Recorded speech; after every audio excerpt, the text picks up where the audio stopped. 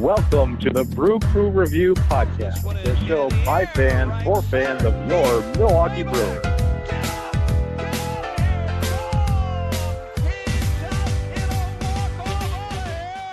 All right, welcome to the Brew Crew Review Podcast. Joining you today is myself, Craig, and my co-host, Vince. Vince, how's it all going as we're a couple days out from MLB's Around the League opening day? Yeah, Craig, I'm great. Always great when baseball season starts. It's a special time of year, and I think that there's very few times a year where we're not mad at something that's going on either on or off the field. So I'm going to take advantage of those feelings here this week. Yeah. So unfortunately, just after our last podcast, there was some pretty heartbreaking news coming in the Brewers nation, and that was that our all-star closer, Devin Williams, had a couple of fractures in his back, and he was going to be out for at least the first 3 months of the season. What was your thoughts when you heard that news, Vince? Yeah, it's obviously really bad news. I mean, Devin Williams is not just our closer. He's an elite reliever. He's a very special pitcher.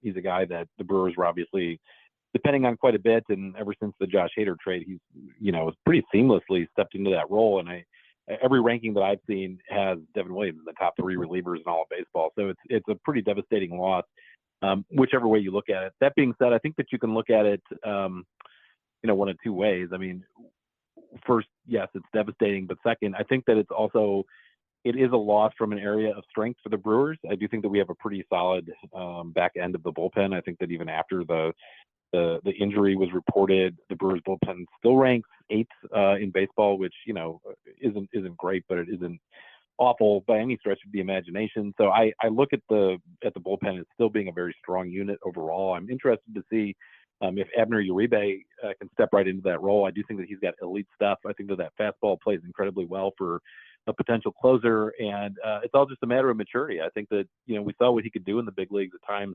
last year after he got called up around the All-Star break. He's still obviously very young, so I'm not quite sure if he's ready for that role yet or not. I know that you and I were having that discussion in one of our pre-production meetings, Craig, but I personally would be okay, just given the nature of this team and how young we're going at a multitude of positions. I would be okay with the Brewers giving Abner Uribe a chance to look at that closer's role off the bat, with the understanding that he's a fill-in until Devin Williams comes back, but also with an eye to the future, because Devin Williams had been the subject of a few, trade speculations going into the season. So who knows how long Devin's even going to be in Milwaukee, but I think that for this year, it'd be interesting to see what Uribe can do as sort of a setting for future seasons to come if we choose not to re-sign Devin Williams. Yeah, that's an interesting point and probably a pretty good guess. I think with Williams not being in the bullpen the first 3 months of the season, it's pretty clear, and I think no doubt that Abner Uribe is probably our closer of the future beyond Devin Williams, given the stuff they've shown so far. With that being said, I think he still is a little bit erratic for a closer as far as the control and the command go. So with that, and also, but the number one reason I feel the Brewers won't go with him as a closer exclusively, especially, I mean, he might get a couple of times, but really for arbitration purposes, they don't want to start upping his arbitration salary this early into arbitration, I think, because I think they foresee he's going to be, a cheaper closer for a number of years. And if they get him occurring saves anymore, he's obviously going to argue for more money in arbitration going forward. So I think, unfortunately, that's really, you might be like, well, that's really being cheap. Well, welcome to be a Milwaukee Brewer fan, unfortunately. But I mean, I think that might be one deterrent, but he probably will get some save chances, but I think it'll be a committee, unfortunately, or fortunately, maybe that's just the best way to handle it. But I think Hyams last year was a great setup man in the first half. Second half, he kind of faded away, but he does have that experience in the back end of the bullpen. I think his trusted arm back there. My guess is he'd get the bulk of the opportunities. And I also think you should watch out, if you're a Brewer fan, for Trevor Miguel, because I think his fastball supposedly has upticked a couple of miles an hour. It used to sit about 95. Yeah. And now he's throwing 98 miles an hour. So I think that they feel that he really has. I think his strikeout rate was something ridiculous last year, like 35% strikeout rate or something. So I think they really feel that he has the stuff to close. And so I think he'll get some opportunities as well. But I think it'll be a committee moving forward, and maybe that is the best way to handle it. I'm not sure, without knowing a new manager and Pat Murphy, what his style is. There's some managers that are really old school and just love that one closer, but other guys are mix and match, or depending on, I think it'll just be more of a committee approach, and that might not be best for the team overall, but maybe it will be. So you always want that one guy that you can turn to, but we'll see how they handle it. I think one guy, if someone pitches well to begin with, their first opportunity, they might just emerge as someone that will be, not officially labeled a closer, but will basically be holding down the fort until Devin Williams gets healthy. So that's my Yeah, take. we talked about it a little bit, but I think the Pat Murphy is kind of that weird mix of both old school and new school as well, if that makes sense. I mean, he has some attributes kind of both camps, which I think is really good. And I think that you do need to be somewhat of a hybrid in today's day and age. So I am interested to see what kind of transpires. The reason I said what I said about Uribe is just because his stuff just screams closer to me. But yeah, who knows? I mean, if the Brewers are interested in just saving money, I guess that you might be right, and maybe he isn't thrown into the mix quite as often. But yeah, it'll be really interesting to see. I do think though that overall the Brewers bullpen is still solid enough that if they choose to, whichever way they choose to go, actually, I think that they're going to be okay. And it'll be great when Devin comes back and his arm is added to that mix as well. It only makes the team that much stronger. Yep, that's great points. Next thing on the agenda is another unfortunate kind of distant news that we don't like to hear, but Brandon Woodruff himself has, and obviously everyone's pretty happy they came back and signed a 2-year contract with a mutual option for a third year this year, but he did come out and say that he's declaring himself out for this year. I don't know, was it, like obviously he got advice from someone or whatever that it's best for him to probably just be shut down this whole year and not push it or whatever. So unfortunately, that just, means he's not gonna be part of this rotation this year. Hopefully though, I think you're gonna see him healthy back 100%, hopefully next year. And if he's able to do that, he can really, probably get himself a nice payday, but he really seems, I hope that he really, the Brewers, offering him this olive branch and getting him under contract even for this year. I think it was meant a lot to Woodruff. The speculation, but I think that's going to help them if they do want to lock him. If he shows himself healthy next year, I think he's going to listen to what the Milwaukee Brewers have to offer him for a long-term contract. And if it's a fair value, he'll probably take it before hitting the open market, because I think that was a huge thing. And I know that he likes Milwaukee and would love to be a Milwaukee Brewer long-term. So that's kind of cool. And I'm glad he's still in the organization for that reason, but unfortunately we won't be seeing him in 2024.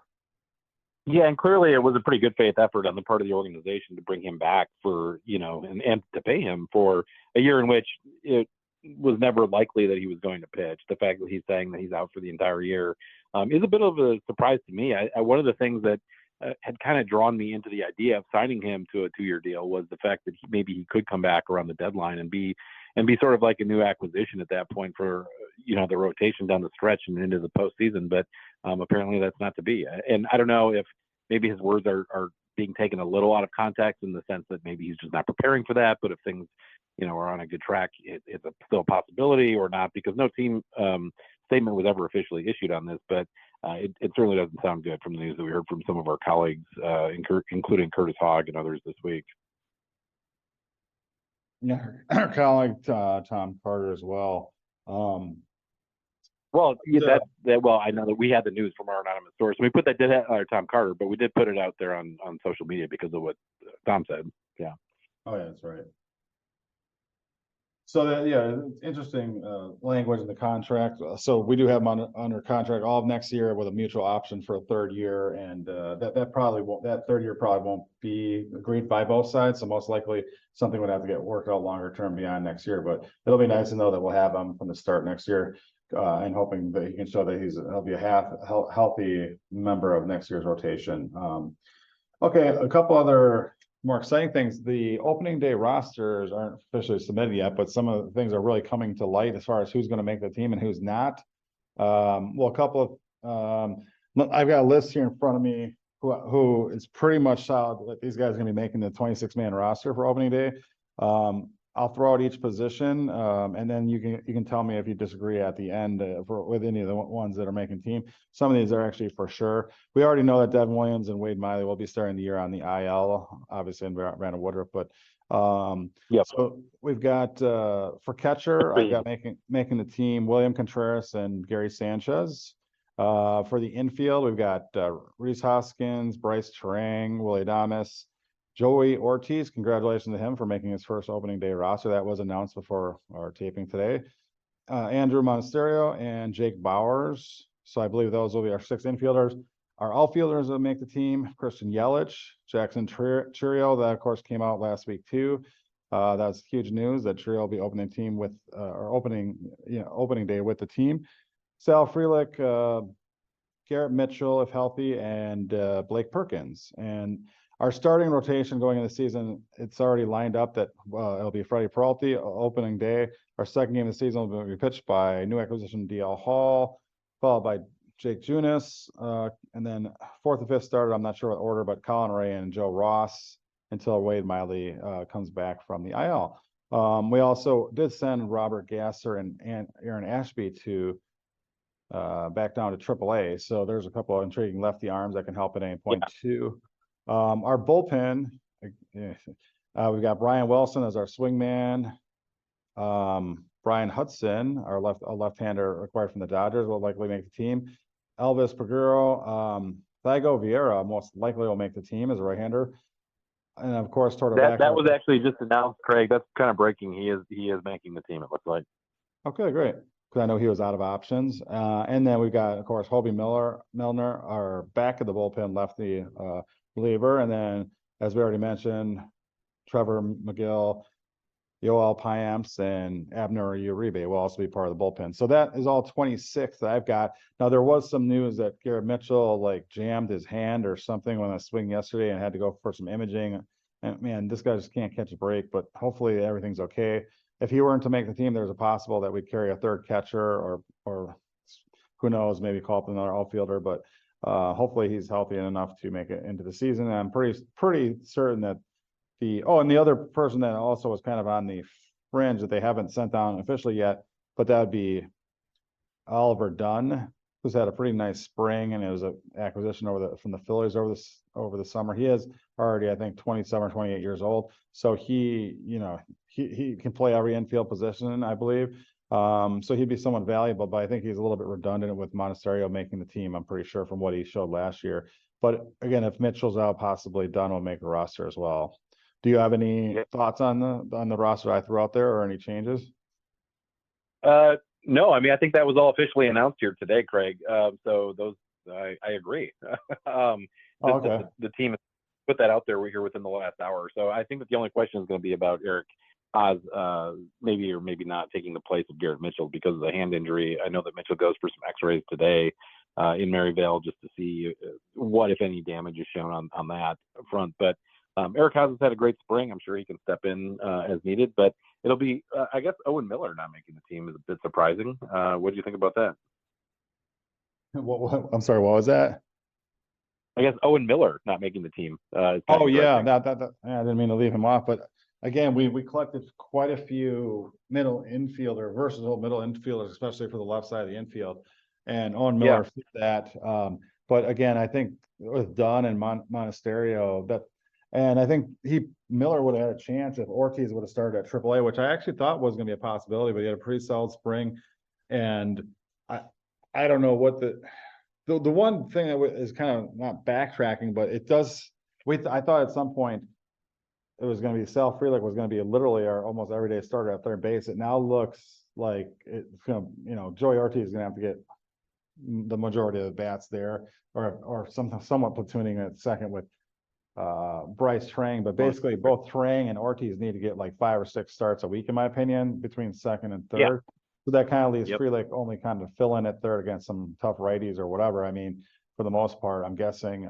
So what that means is there'll be some shuffling around the outfield to get Frelick in there. I would say at least 6 days a week, if not all 7. Also interesting lineup change is that Murphy came out today and said that Yelich, who spent all last season as our leadoff hitter pretty successfully, is now going to be our number 3 hitter, and it'll be Mitchell or Frelick hitting leadoff. What's your thoughts on that move? I like Yelich as a leadoff hitter last year. I think that he showed signs of life in ways that he hadn't in the previous couple seasons because of his switch to being a leadoff hitter. Kind of a different look. I thought that, he provided some spark at the top. But, that being said, I think that you can get that same level of production from either Frelick or Mitchell. My concern is what happens to Yelly in the 3-hole. Is that Yelly's best spot? So that's my only concern. I'm not really as concerned about Frelick or Mitchell's role as I am about the impact on Yelly. On the overall roster construction, though, Craig, I just to kind of get back to this a little bit, there are a couple other surprises to me besides just Owen Miller. I'm really kind of surprised that this is the way that our starting rotation is shaping up. I know he was injured for all of last year, but I really thought that Aaron Ashby was going to get a crack at the rotation this year. I thought that Robert Gasser was going to be in the rotation this year. For us to go with both Eunice and Ross and Ray as our 3, 4, 5 starters, and then a rookie as our number 2 starter, that's a lot of question marks in our starting rotation. So not to take anything away from those guys, but it's just kind of interesting. I almost would have rather have gone with a guy like Gasser just to see what he has. I think his upside is higher than somebody like Jacob Eunice or a Joe Ross. I hope to be eating crow about this, and maybe the Brewers staff see some things in these guys that turn them into the next version of Wade Miley. And when the actual Wade Miley does come back, we'll see some changes in the rotation, of course, as well at that point. But until that happens, I would say that the starting rotation is a little bit of a surprise for me. And the other guy who I am shocked at just kind of the lack of conversation about the fact that he's not starting in the big leagues is Tyler Black. I mean, I just don't know what else this guy needs to do at the AAA level. He's slugged a ton. He plays multiple positions. Guy can play third or first or second base. I mean, I just don't know what else the guy needs to do. He's proven that he can be an everyday player. He's proven that he can hit. I just don't know what else Tyler Black needs to do to get on a big league team or to get a chance. Yeah, I think unfortunately for Tyler Black, who I think came in the offseason, everyone thinking that he was going to be our third baseman, or if not nothing else, DH, some at bats or whatnot. I think a couple of things happened that work not in his favor, I guess. First of all, the Jake Bauers acquisition didn't necessarily help him out. And then, of course, Gary Sanchez signing kind of sucked up some DH at bats probably that could have been available. And then I think the ultimately, I don't want to say nail in the coffin, but the ultimate thing that I think sent him back to AAA or whatever was probably the fact that when we did trade Corbin Burns, we acquired Joey Ortiz, who can play third base as well. And probably, I shouldn't say probably, most likely for sure better defensively than Black. So I think the Brewers value that. And again, given that he's even a year older, I think, than Black, they feel he was more major league ready, most likely. With that being said, I mean, there's nothing wrong with having that depth, and I think he will get his opportunity at some point. For sure. Maybe for sure. Oh, go ahead, Craig. Go ahead. Oh, no, go ahead. I think that we've talked about it on our show before, but I do think that, given that Hoskins is only locked down for one more season, or just this season, I should say, I do think that Tyler Black could be our everyday first baseman going forward in 2025. So I'm sure we're going to see him in the big leagues this year, barring some injury or some, barring a trade that he'd be included in. But I would be shocked if he's not, a kind of a vital piece of our offense going forward. So we're going to have to get him some major league at bats this season if he is going to step in and play first for us next year, if that's a possibility. Yeah, and I think another surprise for Brewer fans, at least, I think most people thought Joey Wiemer would probably be part of at least the opening day roster, but instead they're going with like Blake Perkins. And again, I think that the organization is making that decision because they want him to get regular at bats, and that might be the same reason for Tyler Black. Would they rather have Tyler Black start 3 days a week at the major league level, or get 7 days a week at bats down at AAA? Given that we're just launching off the season, I think that they felt that's better. That way they have the veterans like Bauer, if you want to call him that, Bowers, like we want to call him that, but at the major league level, because that way, if they show that they can rake at AAA, then they can cut Bowers or trade him or whatever, and then bring him up. Whereas they can't do the opposite. They can't start with Black at the major league level and then send Bowers down, because that's not unless he has options remaining. And so that's just an example. Same thing. So I mean, I think that's probably the reasoning behind it, but it is kind of a little bit surprising. And actually, I thought that might have been one of the reasons, like Joey Ortiz might have been sent back to AAA to get him regular at bats too. But I think that they're planning on getting him at least 5 or 6 starts a week somehow at second or third at the major league level, so that his bat will be in the lineup pretty often. So that's my thoughts, at least, on that.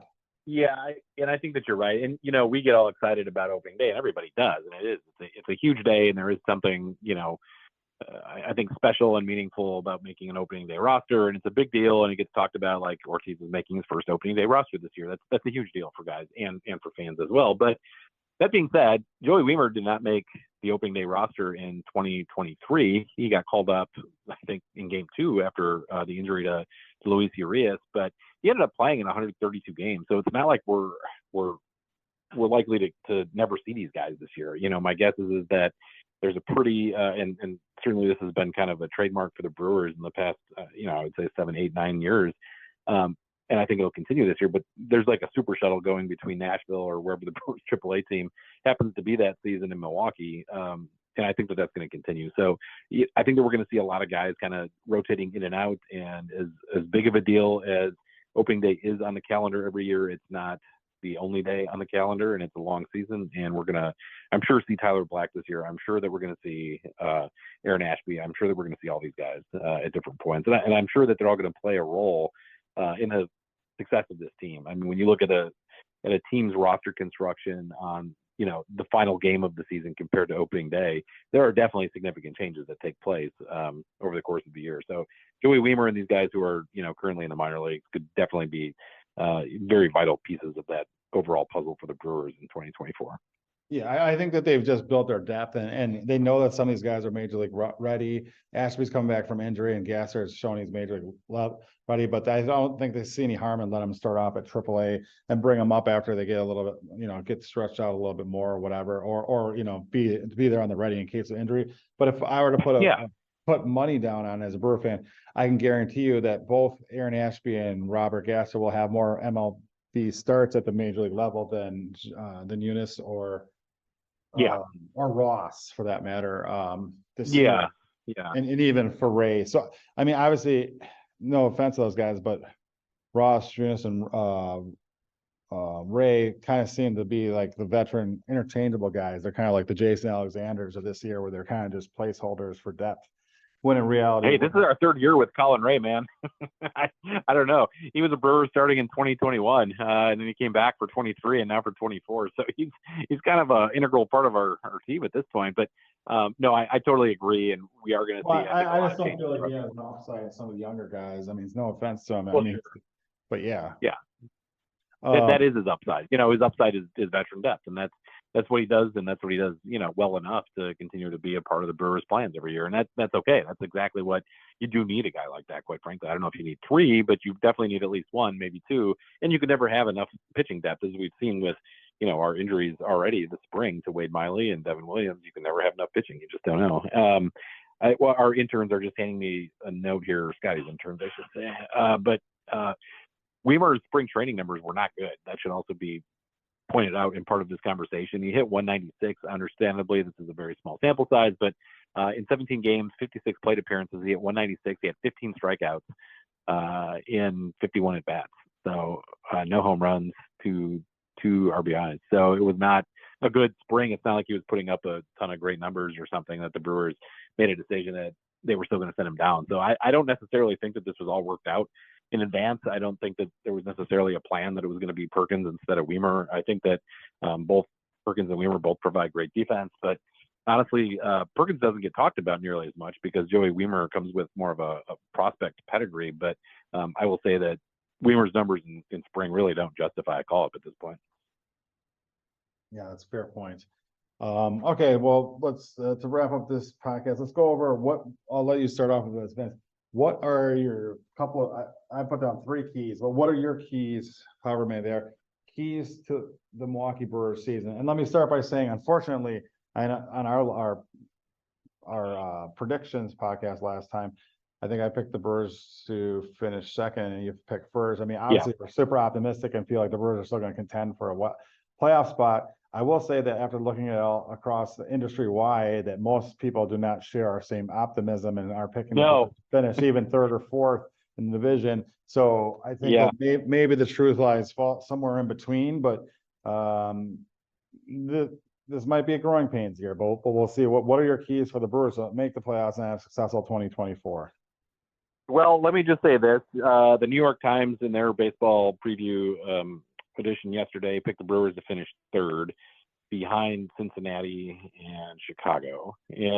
But our friend and very supportive listener Vikram has predicted the Brewers to finish first, to win the World Series and to finish 162 on the year. So I tend to side more with Vikram on this one. I think that the Brewers are still a very solid team. I still think that it's our division to lose until proven otherwise, and I still think that there's a lack of improvement from the other teams in the NL Central. And I will also just say that when you look at the predictions from national media over the course of the last 7, 8, forever years, I don't think that the Brewers ever get their due, quite frankly. And I'm not saying that we're going to be gangbusters this year, but I am saying that I don't think that we're ever going to look to the national media for where the Brewers' talent level actually lies, because I don't think the national media really pays much attention to us until, it's way later in the season. So, anyways, to answer your question, where the three keys lie, I think that the keys lie in one of the same keys from last year. How are the young guys step up? And I'm talking position players. I'm talking Sal Frelick, Bryce Terang. Can he hit better this year? I'm talking about Joey Weimer when he comes back up.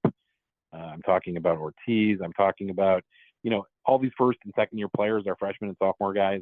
Really, we need to kind of get past a few growing pains, I'm sure, with all of them still, but I do want to start seeing where that talent level actually lies. So that's key number one. Key number two for me is going to be to avoid any more injuries to our starting rotation. I just don't think that we can handle much more. Our starting rotation is definitely the weak spot of this team. So that'll be a key component is, what is our rotation going to look like at the end of the year compared to today? So we'll just say the rotation generally, but kind of a sub-focus on injuries in the rotation. And then our last bit, for me at least, is going to be power, I think. Yeah, we'll say power. I think that the addition of Rhys Hoskins is obviously a huge boon for the lineup, but I still worry about this team's lack of pop. I'm hopeful that Jackson Chourio is able to help with that. I don't know that he will be, especially as a rookie.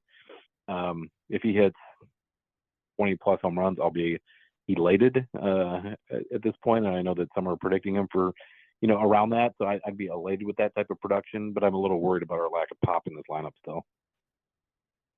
Those are all great points. I would say that because of that. I'm sorry, Craig. Just to finish up, I will say that I think our bullpen is solid and I think our bench is solid. So okay, now I'm done. Yeah, I think our depth and our versatility is definitely a strength of the team. But I will say that if he's healthy, Gary Sanchez might get surprisingly more at bats than Brewer fans might think, and not necessarily at the catching position. I think he's going to get most of his bats at DH. And just for his power, I mean, if he gets 400 at bats at DH, he could probably hit 25 to 30 home runs, which is something the Brewers sorely need out of this lineup. I do like how the roster is constructed, but overall, it's a mixture of decent depth and versatility, but really leans heavily on young guys all the way around the team, which I think really does show me that this could be like a growing pain years. Lots of people make strides and whatnot, but we may not be quite as successful with the win-loss record as we're thinking with our optimism coming into the season, but we'll see. So my keys to the season are, I'll start off by saying my first key is 4 left-handed starters. That's Miley. He needs to get healthy. That's DL Hall. He needs to show that he's going to be a great future starter and starting this year. Then you've got two lefties you mentioned, Aaron Ashby. He needs a return from injury and show the promise that he showed 2 years ago to this club, because I think he could be easily a number 3 or higher starter. And then you've got Robert Gasser, who I think is surprisingly overlooked as far as like what he really can bring to the table. A lot of guys probably peg him as like a number 5 starter. I think he's as good as a number 3 or 4 starter in the future. I think he's going to surprise a lot of people, and he's going to get a lot of starts this year, even though he started the year in the minor leagues. So that's one of my first keys for left-hand pitchers. Great. And then my second key is, the young bats. Obviously, Jackson Chourio, he needs to be, he's not going to be a superstar necessarily right out of the gate, but I think he needs to be a star level player. Then you've got Sal Frelick, now that he can play third and outfield. I think he's going to be a lineup almost every day. And he's my handpicked favorite for the leadoff spot now that Yelich is being moved. Obviously, he might share that spot with Mitchell, but I really think Frelick is perfect for the leadoff spot, and I think he'll emerge as that. And then Garrett Mitchell, this guy needs to stay healthy. He needs to stay in the lineup. And I think he's almost overlooked too, as far as like what potential he can bring. I think he's an easy 2020 player with good on base skills, which is a borderline all-star, as long as he can stay healthy and show that he's got that, fulfill his promise, so to speak.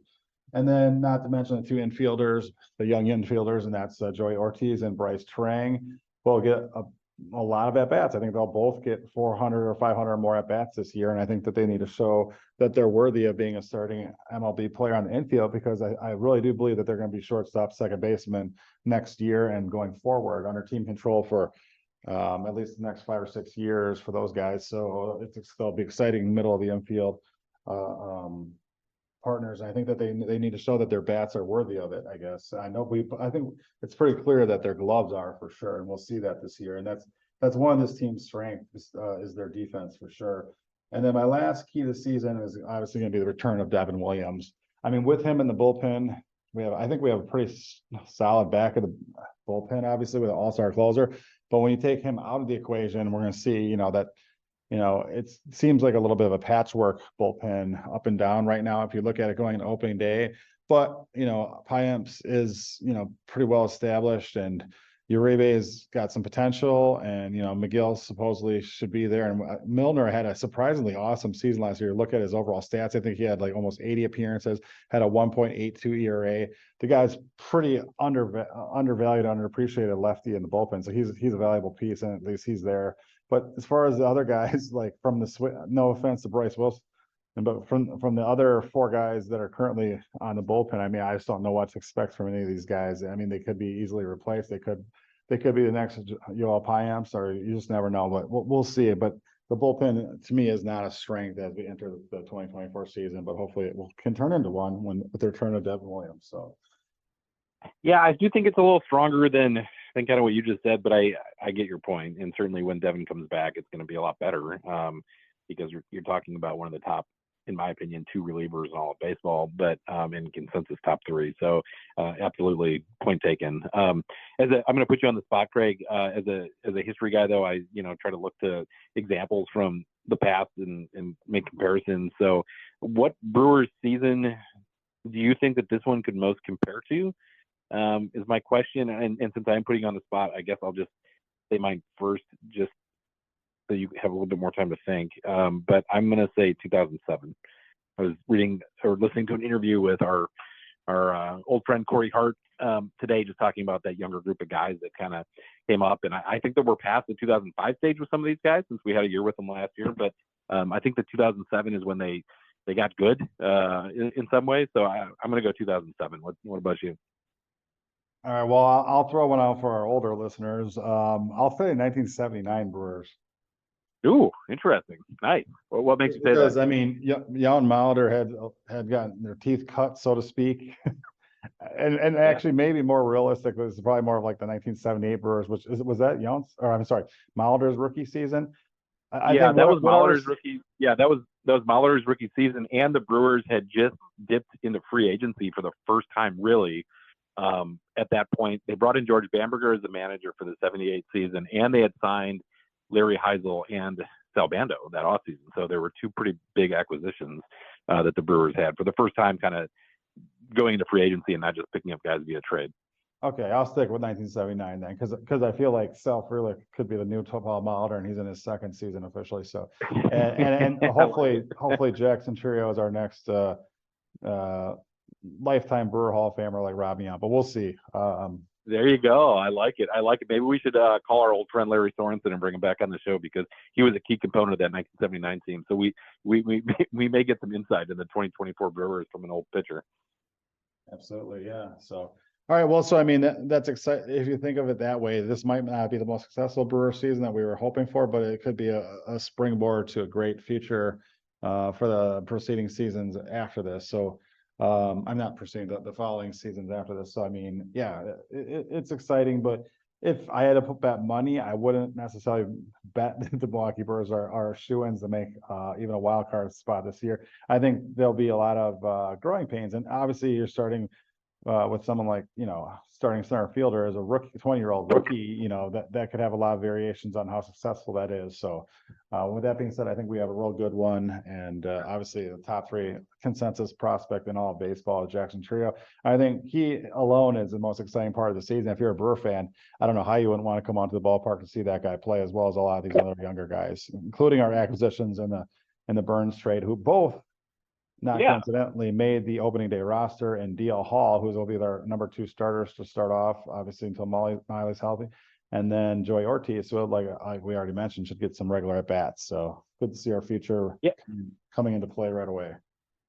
Hey, absolutely. I am never going to turn down the opportunity to watch Brewers baseball. It's literally my favorite thing to do. So I'm super pumped about the season as always. I guess one last question for you before we sign off here, Craig. Given what you just said, and that you're kind of lowering expectations a little bit for the team's overall record this year, is that going to kind of mitigate some of your frustration? Do you think your overall emotional health will be better and your frustration levels be down a little bit this year? Maybe have a more measured response when the Brewers do mess up on the field, if they do? I mean, I can't promise I'll swear less, but I'll try to not throw things across the room out of frustration as much, because I mean, I'll say that for the next couple seasons. I think for this year, I should be able to handle. I think I know there'll be some frustration coming, and unfortunately, I did lower my expectations for our win total once I found out the Devin Williams news. I think that cost us at least 4 or 5 wins on the season, unfortunately. But we'll see. Well, it sounds like Scott Bartell is also on the disabled list all season, so maybe that'll also help your frustration levels a little bit. You seem to throw more stuff when he's around, so that'll probably also help your blood pressure. Sure. That's true. Got to work on my mental health issues as a Brewer fan. So, all right. Thanks for. Don't we all? So, hey, give us a quick follow. Brew Crew Review 1 on Twitter. We certainly appreciate your support and your interaction on there. That's typically where our team and our interns are most active. You can send any questions. We'll try to get to them on our next show, and we can have a little bit more time. Brew Crew Review Podcast with an S@gmail.com.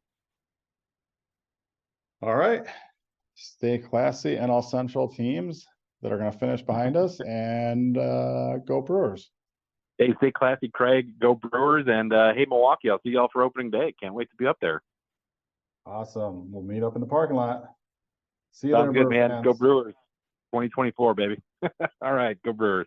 Go Brewers. Do, do, do, do.